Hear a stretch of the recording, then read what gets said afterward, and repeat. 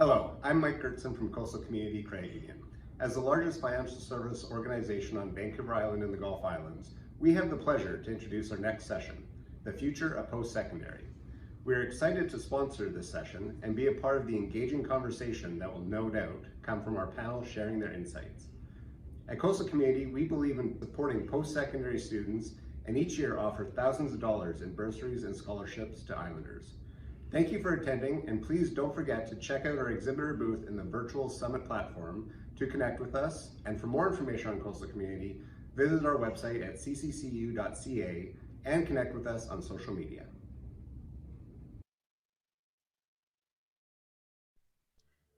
Welcome everyone to Vancouver Island Economic Alliance's 2020 State of the Island Economic Summit, and particular to our panel on the future of post-secondary education. My name is Michael Hawes, and I'm the CEO of the Foundation for Educational Exchange between Canada and the United States, and we run the Fulbright program in Canada. I'm a professor of political science myself and a longtime advocate of international education. My job is to encourage and address issues that relate to the education sector, the post-secondary sector, and in particular, to support students and scholars. We're very fortunate today to have with us three senior administrators from Vancouver Island. What I'm going to do first is talk a little bit about the nature of the panel, the topic, and then I'll introduce our three panelists, and we'll have a discussion about where we are and where we hope to be.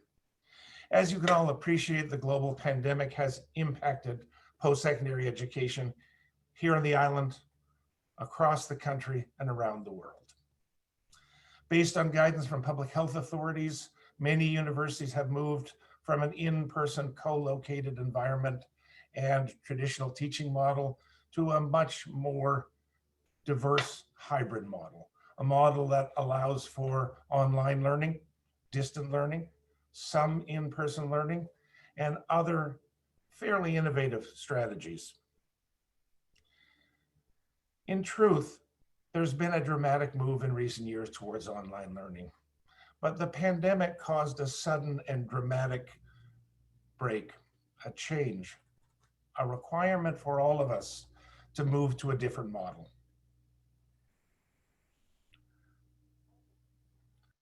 Just to give a little perspective, over $40 billion flows through Canada's colleges and universities. And if you consider the multiplier effects, over $55 billion in economic activity. With some 75,000 students and roughly 9,000 international students at 5 post-secondary institutions on Vancouver Island, you can be sure that the education sector is a vital element in the economic, social, and cultural life of the island. The implications of the pandemic for post-secondary education are significant. The traditional model where in-person learning is the norm and on-campus based teaching is the norm has been turned on its head. Its effects are far-reaching. It affects the core business model of the modern university. It affects the framework for public support. It affects the local economy, and it affects how students, staff, and faculty deal with their study and their work. In many ways, the issue isn't just about delivery. It's about the nature of the modern university and how to deal with change. Before I introduce our panelists, let me offer my thanks to the Coastal Community Credit Union, who's sponsoring this panel. So, we are very fortunate to have with us three senior administrators who will help us clarify where we are and where we're headed in this current environment. I have, to begin with, Dr. Deborah Saucier, an accomplished neurobiologist, currently President and Vice Chancellor of Vancouver Island University. She is a skilled administrator, a highly respected scientist, and a good friend. Deborah, welcome. Next up, Dr. Phillip Steenkamp, President and Vice Chancellor of Royal Roads University. Dr. Steenkamp has an accomplished career in both the post-secondary and the public sector. He has been Deputy Minister of more ministries than I can count. He is a former Vice President External at UBC and also at Simon Fraser University. And he and I share an alma mater. Dr. Steenkamp is a Queen's PhD in history. Welcome, sir. And finally, Mr. Chris Horbaczewski, who is the Vice President of External Relations at the University of Victoria.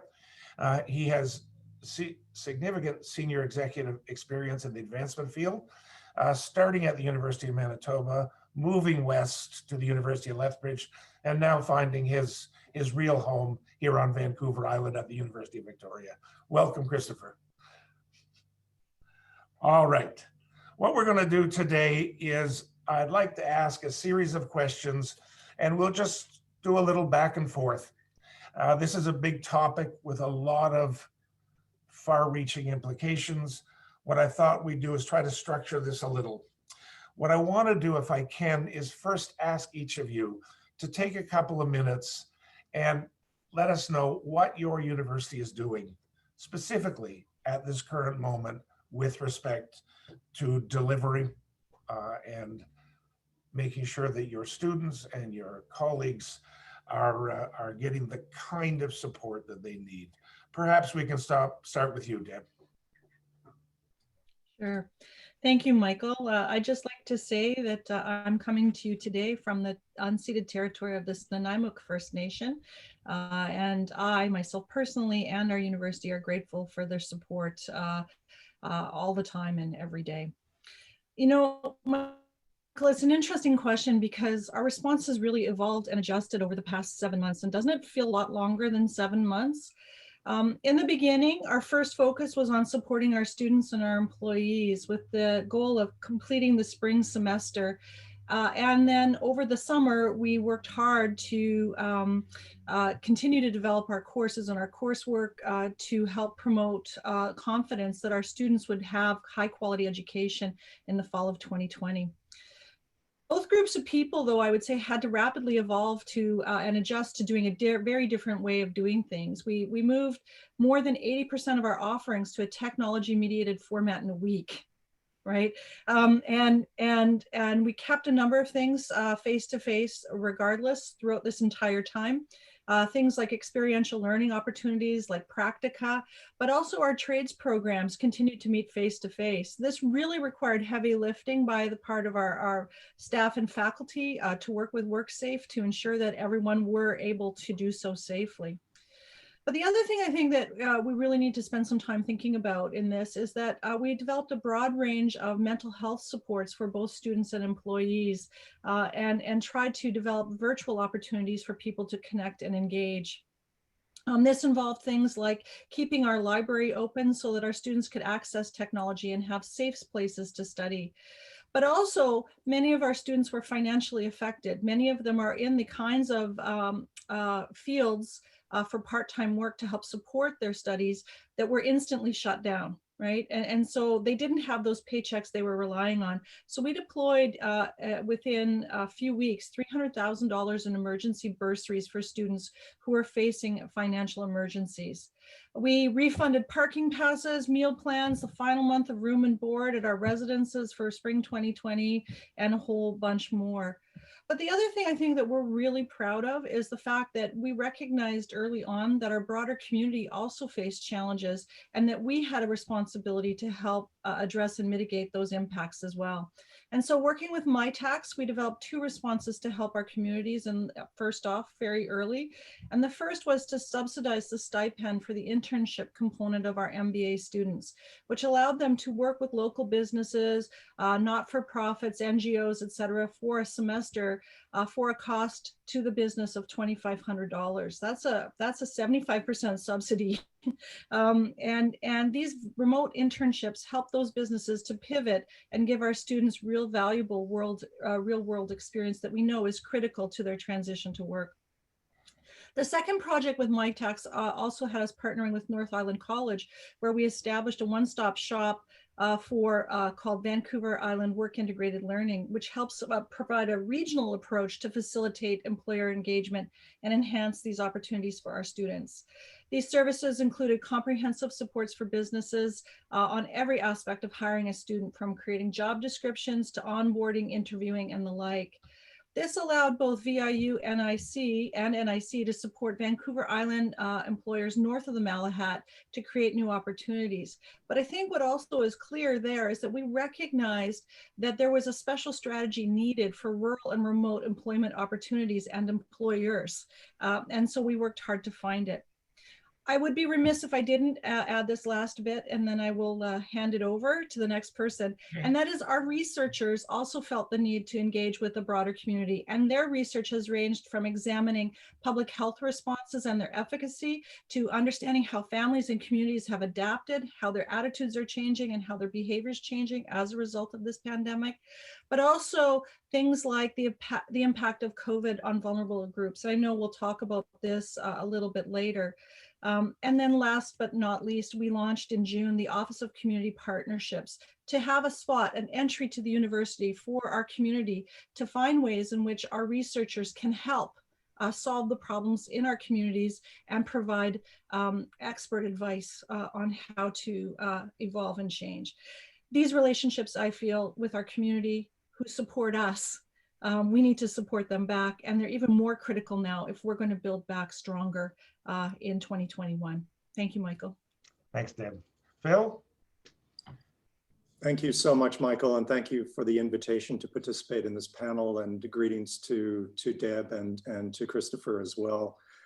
So I'm joining you from my office here on the Royal Roads campus, my office here in Hatley Castle. I've been back on campus since the beginning of July, which is fantastic, and we're slowly moving folks back here.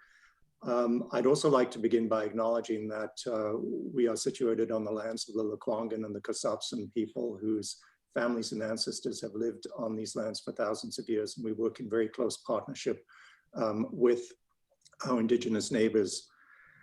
Royal Roads is a small special purpose university focused on applied and professional programming. Majority of our students are graduate students, about 70%. Average age is probably in the high 30s. Our delivery mode is a blended mode of delivery. So we have programs that are online and have small and fairly short on-campus residencies. And typically at any time pre-pandemic, about 70% of our students would have been studying online in any event.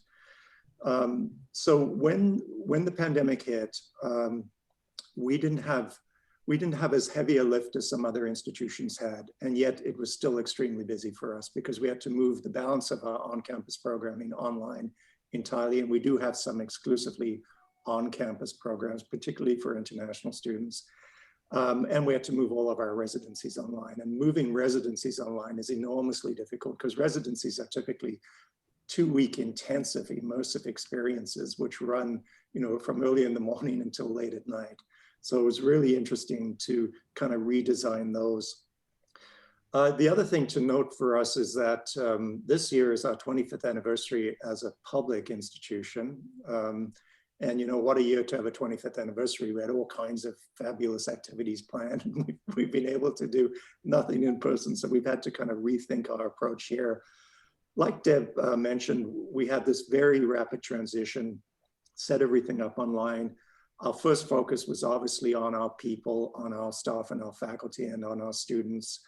We immediately set up an emergency operations committee, which initially met daily and then less frequently as we got things under control. We moved a lot of our staff and faculty to work remotely from home, although a core group did stay on throughout.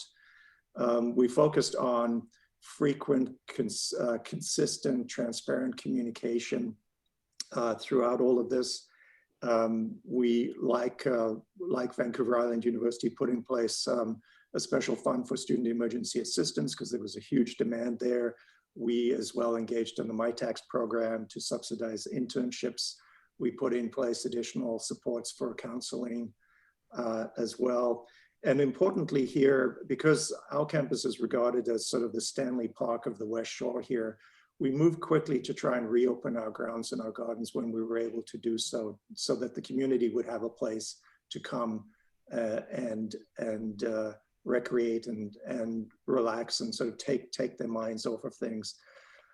What we did a few weeks in is we established two teams, an academic innovation team and an operations transformation team, led by two of the VPs. And their job was really to focus on COVID response and COVID recovery and what that looked like. And we also created a thought leadership team using faculty members who specialize in disaster and emergency management and resilience and systems thinking. And they developed a set of scenarios for us, a kind of status quo, thrive and survive, and radical transformation scenarios, looking at what would be the likely trajectory of the pandemic. And that helped inform our actions moving forward and still helps inform our actions. And then, of course, like everybody else, we worked on go forward guidelines and health and safety protocols.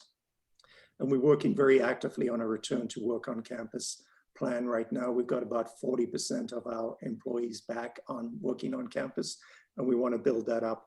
We are still completely online through to the end of the year, but we are returning to some face-to-face on-campus programs in January, particularly focusing on international students who need to be here in Canada in order to maintain their eligibility for the postgraduate work permit. And we think it's a really important thing to do. The last thing I would say is, in the midst of all of this, well, prior to the pandemic, we were developing a new vision.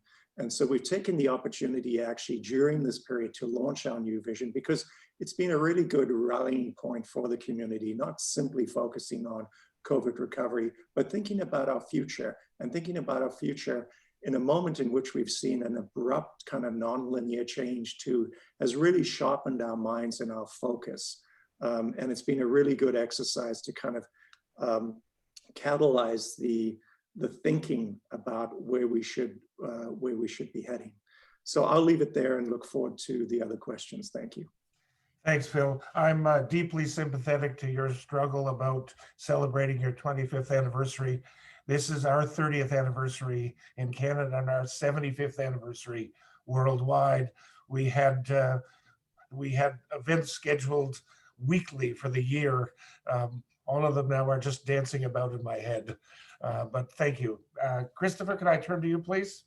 Thank you very much, Michael. And I'm joining you all from my office at the Gordon Head campus of the University of Victoria. And I also want to acknowledge, with respect to the Lekwungen peoples on whose traditional territory the university stands, as well as the Songhees, Esquimalt, and WSÁNEĆ peoples, whose historic relationship with the lands continue to this day.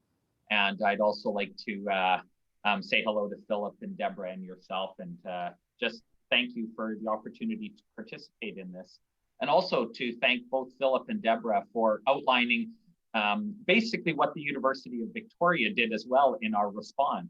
So maybe rather than just go through a list of some very specific things, UVic, like many organizations in our community, was significantly affected, of course, throughout this. And more importantly, I'd like to add that the people of our UVic community were significantly affected: our faculty, our staff, our students. And really it was the people that drove our response in the early days and continues to guide us today. We continued to adapt, we continued to respond to the new imperatives of our community, public health guidelines, all of those pieces. And we, of course, did what others did. We very quickly, as Deborah noted, within hours, if not days, moved our community online and remote. And we have, I guess, a very traditional university. We have about 23,000 students on campus at any given time. And we had to move those students and their academic programs online very, very quickly. So over 20,000 students and thousands of staff, we had to pivot quite quickly online. And to guide us in all of this, we took a very principled approach in the early days, and we've really stayed committed to the principles that I really outlined at the outset, which is we wanted to be student and people-centric in our response, and we really wanted to respond to the needs of our community. So obviously the primary principle reflects the protection of the health, safety, and wellness of our students, our faculty and staff. And as I mentioned, that guided us in the early days, that guides us today. The other principle, though, that I'll comment on was we really wanted to be a source of support and to be a resource to local authorities, to local communities, municipalities. So Island Health, our surrounding municipalities of Saanich, Oak Bay, Victoria, and then of course to the greater Victoria communities. So in looking at how we responded and tried to become very community focused, there was that local response, obviously. For example, our research, we had to pivot a lot of our research. And some of our faculty members, our researchers, were very proactive in doing things like personal protective equipment development, face shields, hand sanitizer, things like that. A number of our researchers changed their program to start working on rapid non-invasive tests, as an example, looking at the mental health impacts of the pandemic. Issues related to healthy aging and long-term care. We have expertise in that, and our researchers really responded quickly. Of course, we recognize the impact this has had on our students, and both Phillip and Deborah commented on that. We made available very quickly over $2 million in emergency bursary support, recognizing that students lost their means of employment, their revenue sources, and we wanted to be there to support them. And then we also wanted to build some good, solid community connections. So some examples of things that you may have seen and maybe participated in Victoria was we hosted the Legacy Drive-In on our campus. We really wanted to be a resource for local health authorities. So you will see UVic offering drive-through rapid testing. We are going to be hosting flu immunization clinics, and ideally we want to position ourselves to be a great resource for the greater community if and when possible, fingers crossed, a COVID vaccination is available to us. So again, recognizing that we have to think about others, not just ourselves. We really wanted to open the doors to the university. I was struck by Philip's comment about understanding that universities and colleges are pieces of community infrastructure, and being able to ensure that we are a welcoming place for people in the broader community has helped guide us through these early days of this pandemic. Thank you, Chris. And actually an ideal place for us to move to the next sort of point of discussion. I want to first thank all of you for your territory acknowledgements. I think that's very important, and I very much appreciate you doing that. We've now reached a point where a lot of adjustments have been made, commitments have been made. Each of you talked about how you've changed delivery methods, how you've changed how you deal with colleagues and with the community. But we're heading into now a second wave. There's a bit of a spike. We're looking now at flu season in the winter. Maybe we could talk a little bit about what the principal challenges are as we move forward.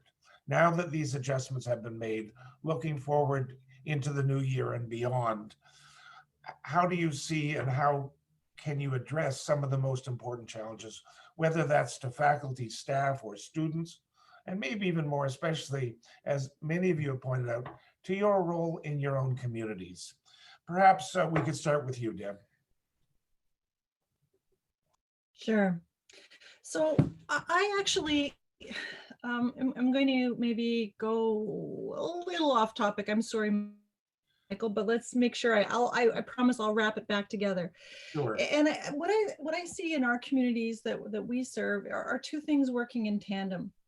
And the first is that you can't ignore the effects on the economy. People are struggling, they've lost their work, or they've reduced hours, or they're unable to keep their businesses running, or they're running their businesses on a shoestring, trying to keep it together. And what I would say is that financial uncertainty is a known and large psychological stressor, as large as in many cases as the death of a spouse, for instance. But when we combine that with the length of the crisis that's happened so far, and how long it might continue, about anxiety about getting COVID itself, and the rapidly changing guidelines. You know, people are trying to make small decisions like wondering if they have to wear a mask, or this morning my child woke up with a sore throat. Does that mean I have to keep her out of school for 2 weeks to make sure that she's okay? What do you have to do? Was it okay to have people in our bubble over for Thanksgiving dinner? And all of these things are shifting so rapidly. And the thing I would say is that as a scientist, that's reassuring to me, because what it says is science is working the way it's supposed to. As we learn new things, the guidelines are changing. But all of these small decisions are causing a lot of anxiety and stress. And when you combine that with the financial piece, what I'm actually really concerned about are the mental health challenges that are happening. This happens within our VIU community, but also in the larger community. Our faculty have had to completely shift the way they're delivering their courses. They're grieving, they feel lost. These are people who love teaching to other people in a classroom setting, right? This is where they get their pride from. Our researchers are struggling because they're unable to do the work that they have trained years and years to do.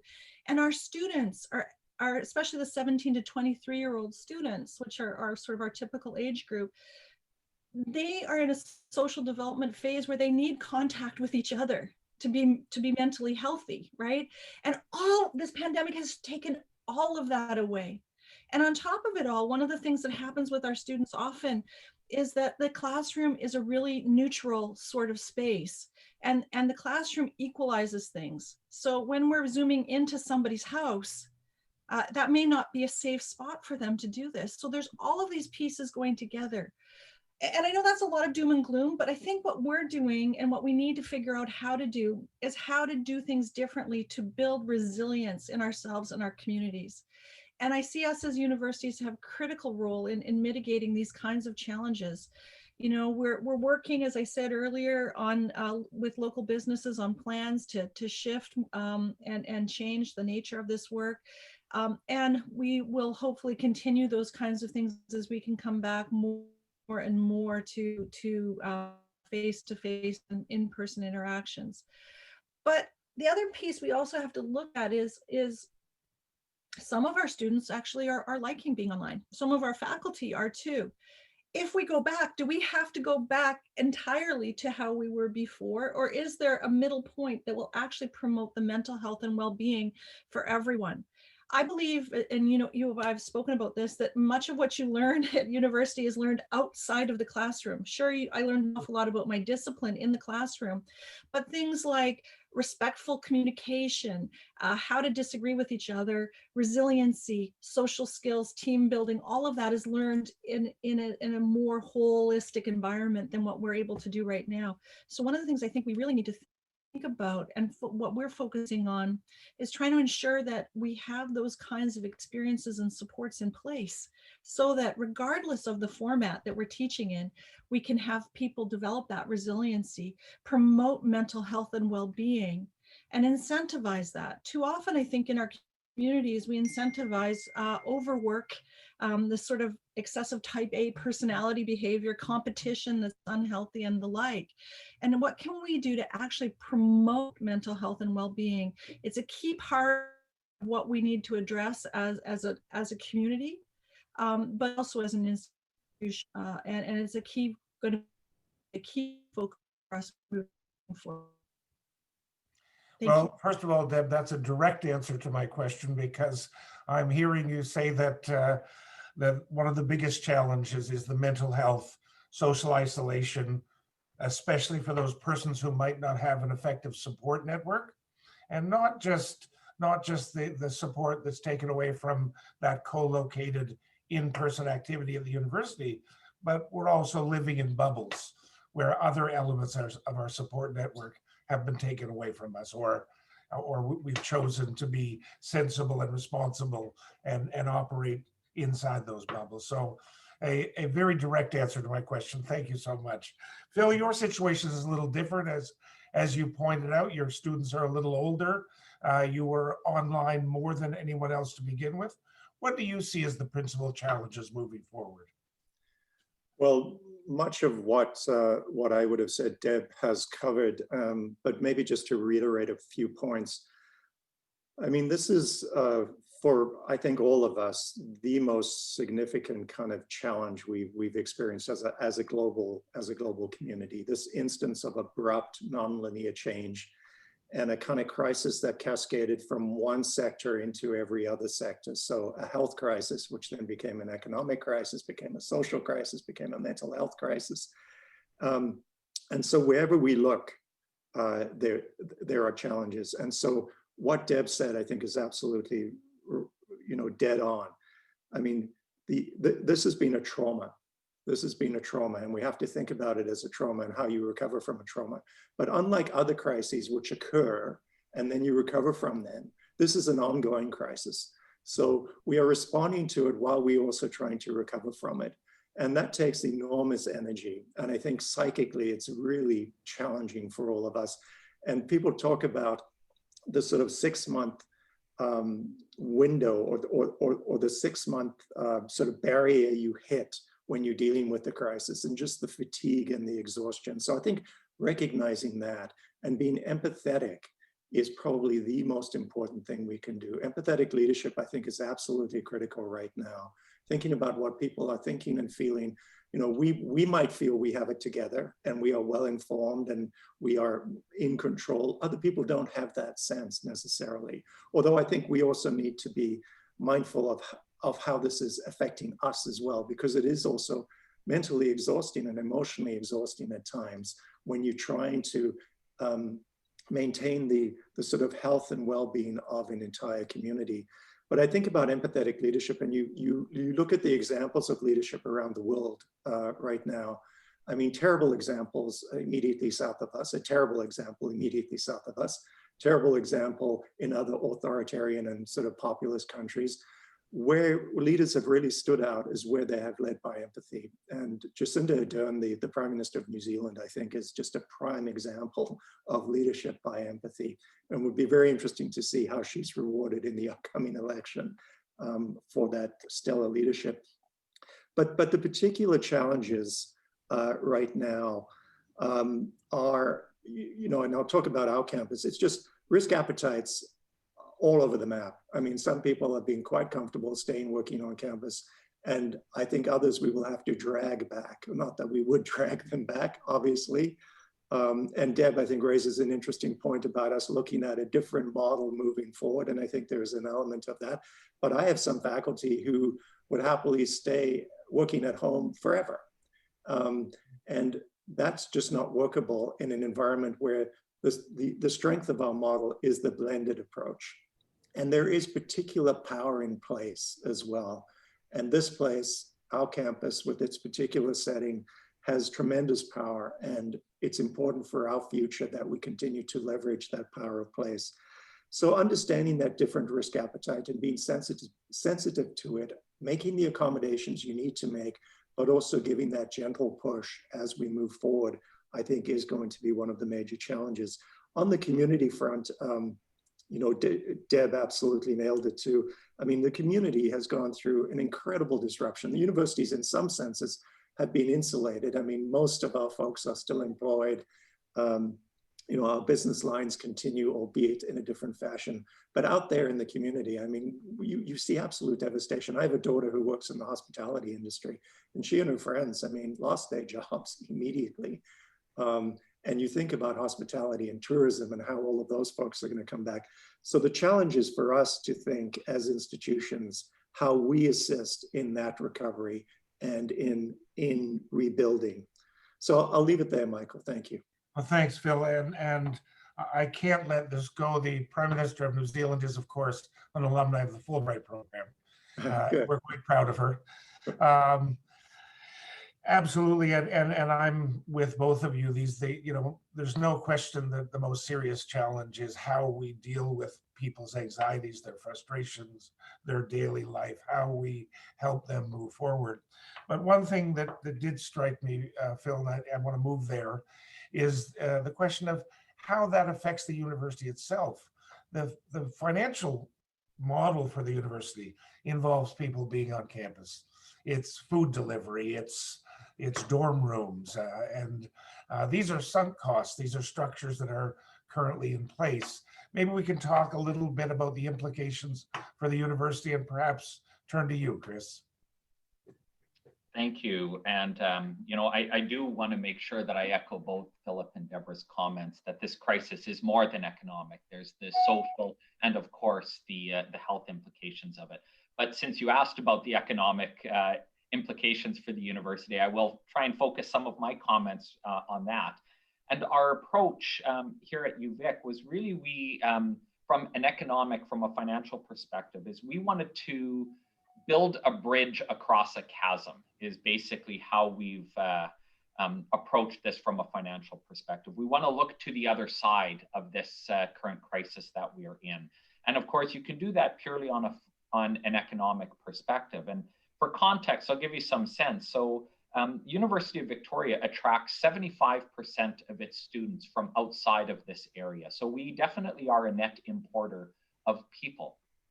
And so the implications of remote learning, students can take courses from the University of Victoria wherever they are in the world, has some very serious implications for a school with a student body comprised similar to the University of Victoria.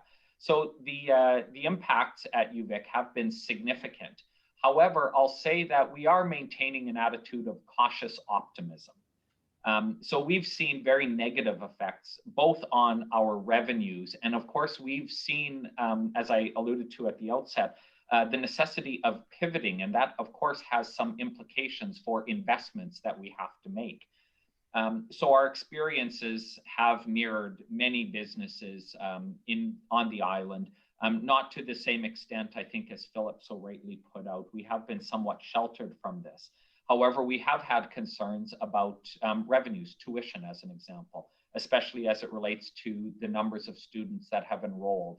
And I think as more and more numbers come out nationally, we've seen that our enrollments have been pretty stable throughout all of this, but I'll admit that it is still early days. We saw students enroll in greater numbers in our summer session courses. We've seen those numbers drop a little bit here in the fall, but not as much as we had initially anticipated and initially planned for. But of course, not having students on campus has really impacted some of our business operations, things like our residences. We have only 40% of our residence beds filled, and that is just a necessity in dealing with the health implications of this pandemic. We have greatly reduced the food service operations on our campus. Our recreation and our athletic operations are greatly reduced. Our continuing studies operations are greatly reduced. And all of these are predicated on the revenue that they bring in.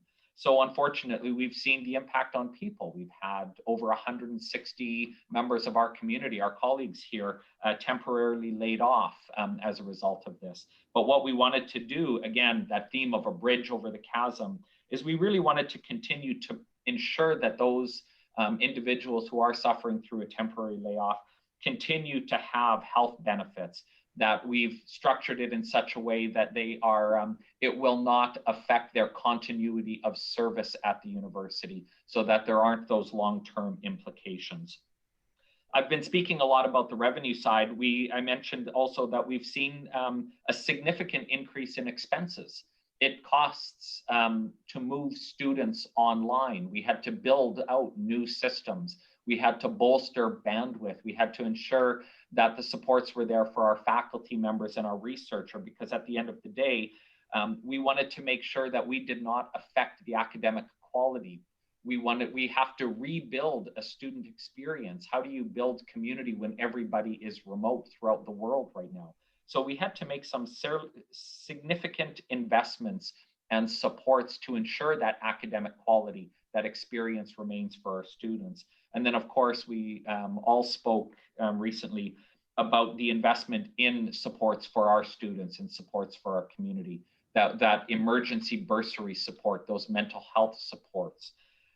So just to sum, the impact has been significant. We are maintaining a cautiously optimistic outlook.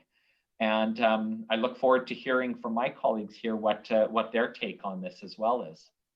Well, perhaps, Deb, you're a slightly newer university. You're the second president and vice chancellor of Vancouver Island University. I know, having spent time with you and your colleagues, you've invested quite a lot in the university and built out and are on a very strong, positive forward movement. How has this affected VIU? Well, thank you for asking, Michael. And I would say that the short answer is that long term, it's too early to say what the impact is going to be. But what I would say is that VIU is proud of the fact that we're an access institution and that we actually try and encourage participation in post-secondary for some of the most vulnerable learners in the province.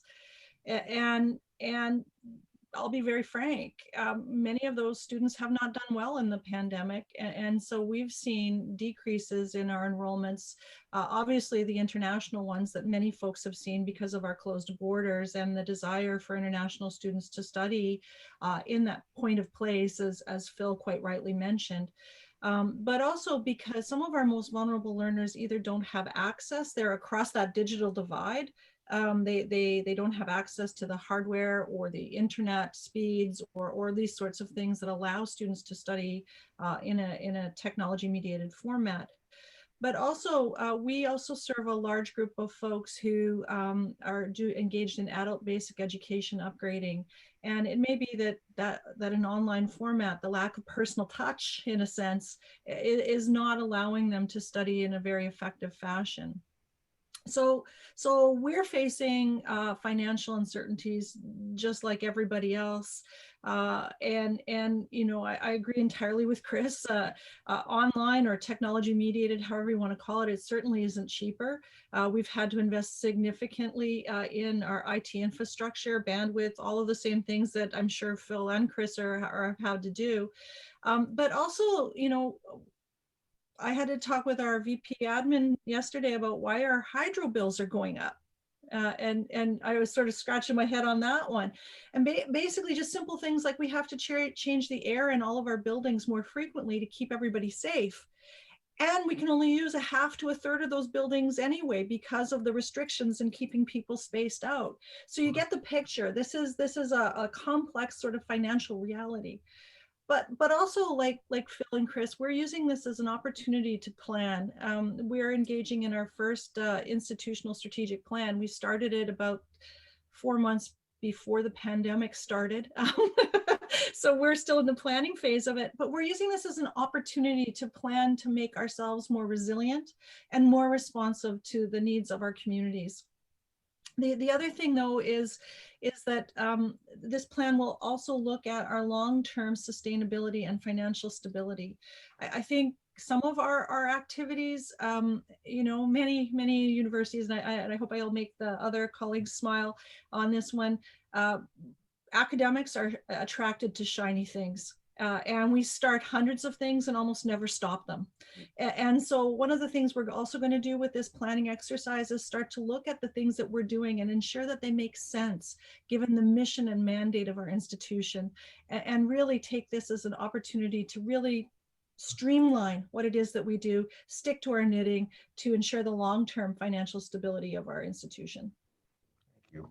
We're very close to the end of this session. We are going to take questions from the audience, but last comment, I know all three of your institutions have been very positive and aggressive with respect to equity, diversity, and inclusion, and have been taking very positive moves. Very quickly, is it harder to do that in this environment? Are you still able to push that that goal, that initiative, Phil? What the crisis has done, it's really exposed the inequities that were already there. So it's really shown us the depth of those inequities, and it's had a disproportionate effect on people who were marginalized or underrepresented. But it started a really important conversation. I mean, one example, of course, would be after the murder of George Floyd and the conversation we've had around racial justice. The ongoing discussion we've had around systemic racism towards our Indigenous people in this country and all of those associated issues and that history.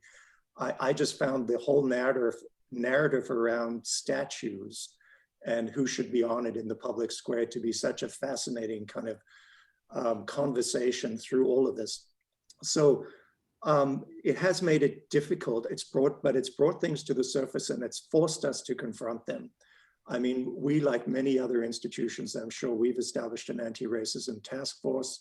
We're redoubling our efforts around reconciliation, looking at our commitment to UNDRIP and to the TRC recommendations, which we were doing previously. But it's really forced a conversation about real action, I would say, and not just the kind of platitudes and the commitments that perhaps we had seen before previously. And I think it's also, for us, really demonstrated the importance of diversity. You need, when you're dealing with complex issues like this is a complex, multifaceted crisis. And as I said, it's cascaded into every sector. Having diverse opinions, diverse voices, people with different backgrounds and experiences enriches your approach, and I think leads to much better kind of decisions and more constructive actions moving forward. What I do worry about, though, is that if a vaccine's in place and we all just revert to the kind of status quo, or the former status quo, I don't think that's going to happen in exactly that way, but that we just set, we put aside some of these important issues and put aside, the really important and deep conversations we were having around things like inequality and like representation. And so I think it's incumbent upon us to keep that focus going, even when some of the pressure is taken off, and to understand that there are going to be a lot of people left behind here. I mean, there's been some discussion, of course, about young female faculty and researchers in particular, who have been particularly disadvantaged of this because of, say, caregiving responsibilities. So what are we doing? Are we stopping tenure clocks, as an example, in our consideration? What other accommodations are we putting in place? How are we going to reach out to those marginalized communities and those underrepresented communities who have borne the disproportionate brunt of all of this? So I would say maybe it's made it more challenging, but it's made it more salient as well. And I think people really now understand the depth of these issues and the importance of dealing with them if we're to build those kind of resilient communities that Deb talks about. Well, I really appreciate that, Phil. Knowing you all and knowing the positions your institutions have taken, I think you speak for all of us in our concern in this area. We're going to move to the question period now. I want to thank you all for this. It's been a fascinating discussion. As you can appreciate, it's a very complicated set of issues that we've been dealing with, and to do so in this short period of time, I want to congratulate you for being so focused and open on these difficult questions. So let's move to the question and answer period now. Thanks. Thank you.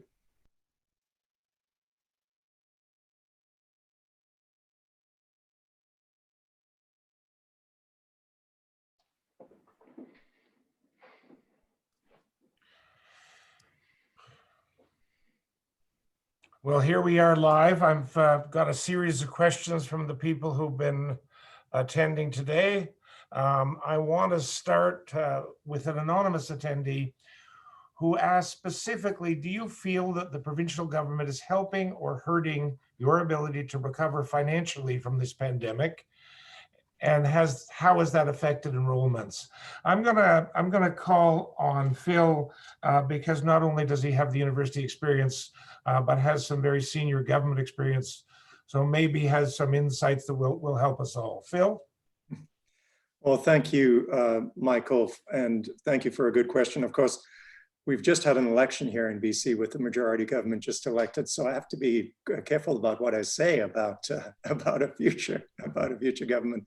What I would say is I do believe the government's very supportive And I do think that they understand that the universities and colleges are going to play a critical role in the recovery. So moving forward, we will have to make the case, continue to make the case that we are critical to that recovery. And we have collectively lobbied government to provide additional support for students in particular who have suffered as a result of this pandemic. And we have seen government respond. In fact, all the political parties who ran in the election been very responsive to student need. So I think we need to continue to make the case that students need financial support, but also that our institutions can play a really dynamic role in the recovery that lies ahead. Thanks, Phil. So the next question is from Bruce Williams. The question is, how quickly can the unskilled micro-credential instruction begin? And what sort of dialogue is planned with business and industry to determine curriculum priorities? I'm going to ask you to weigh in on this one, Deb. Alrighty. Well, it's an interesting question because, of course, the provincial government prior to the election asked people to put in submissions of interest on this with the idea that this would begin as soon as possible. So at VIU, we're looking at potentially starting as early as January to start delivering these micro-credentials. But the other thing I would say is that we've already, and I'm sure, Chris or Phil would agree with this one, we're already doing some of that to begin with. And we already work really closely with industry and businesses to try and make sure that our learning outcomes are aligned with what people need. And so I think we're just going to continue to double down on this one and continue to move forward. Where I think there's going to be an interesting conversation, though, is in the conversation about what is a micro-credential, how do we understand it, what goes into it, when does a micro-credential become a macro-credential, and how do other institutions and businesses value it and understand them? Because that's a bit of sort of the standardization of that piece that we haven't quite nailed down amongst institutions yet. Thanks, Deb. The next question is from Daryl Payson. Daryl's question is this: post-pandemic, will that be changing any of your deliverables that you didn't engage in pre-pandemic? And Chris, you're representing the largest of the universities on the island.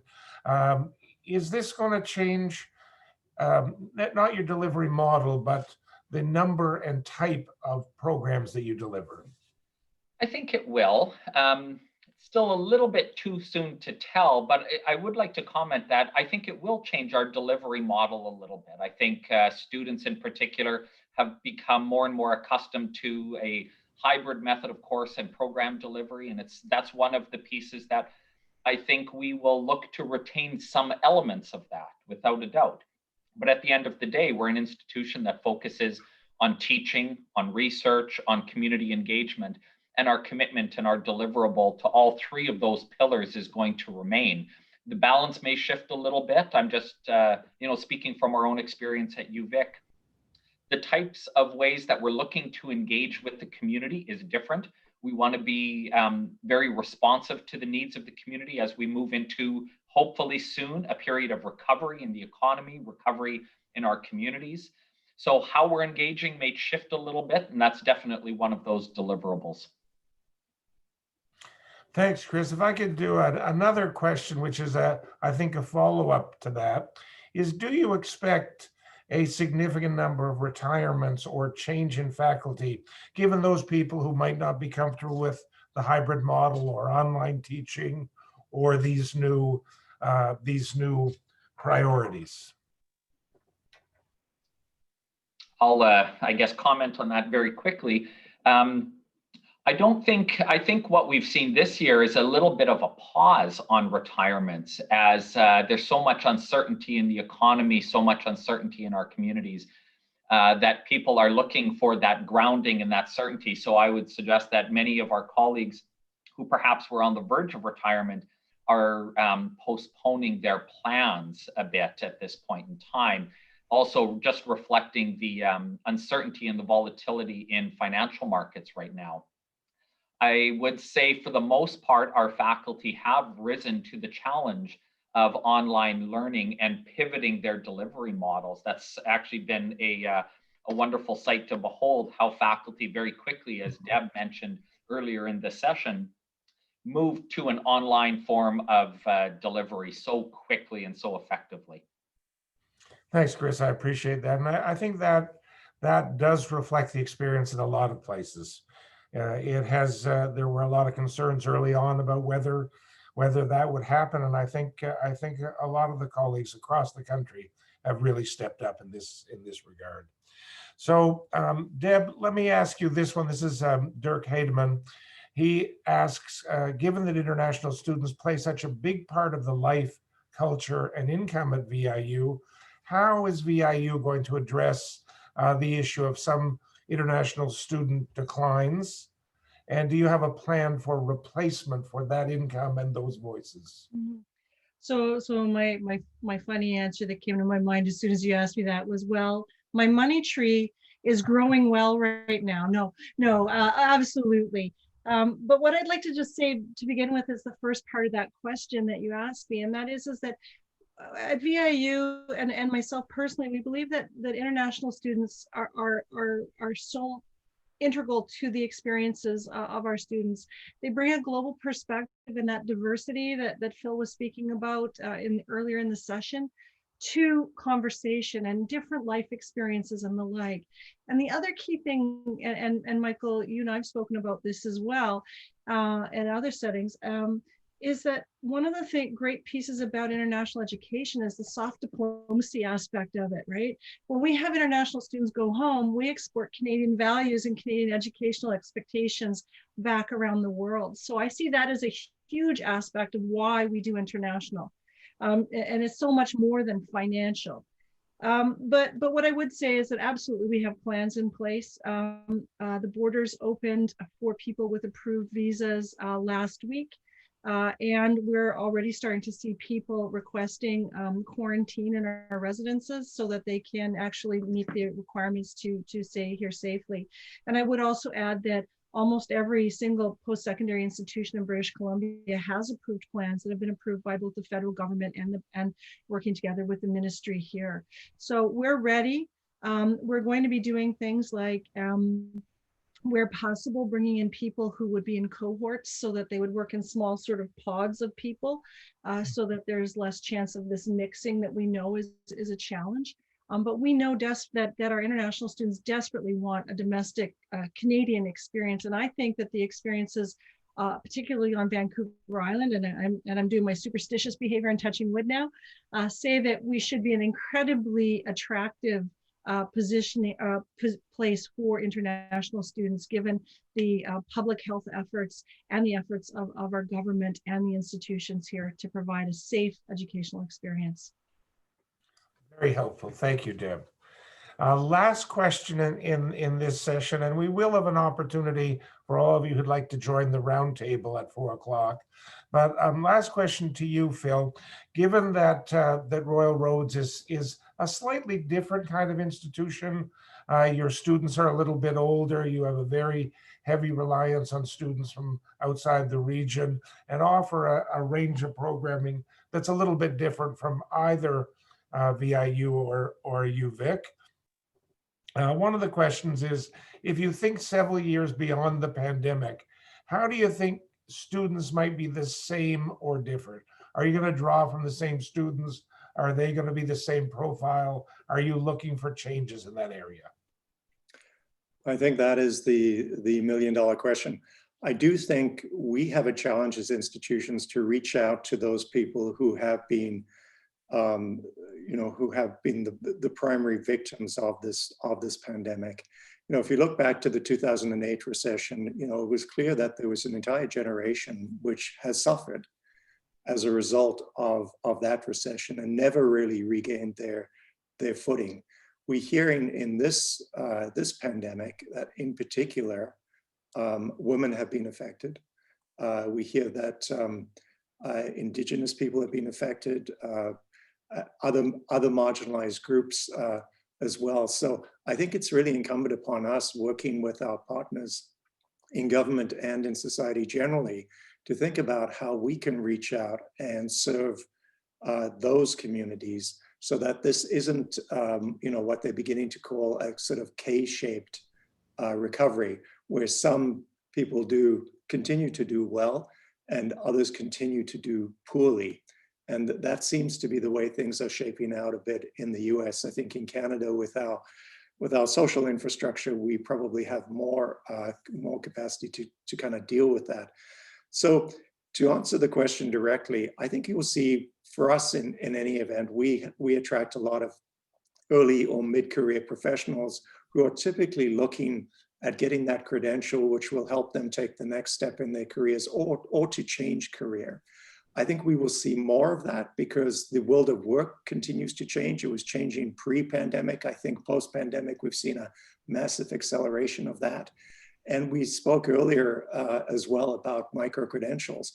We'll see a lot of people who want to dip in and dip out of post-secondary. So lifelong learning is going to take on an entirely new meaning. I mean, we will have to position ourselves in order to be able to respond to people who need to get skills quickly, get back into the workplace, and then come back in at some point, and do that in a way that those credentials are stackable, so they're all adding up to something over time.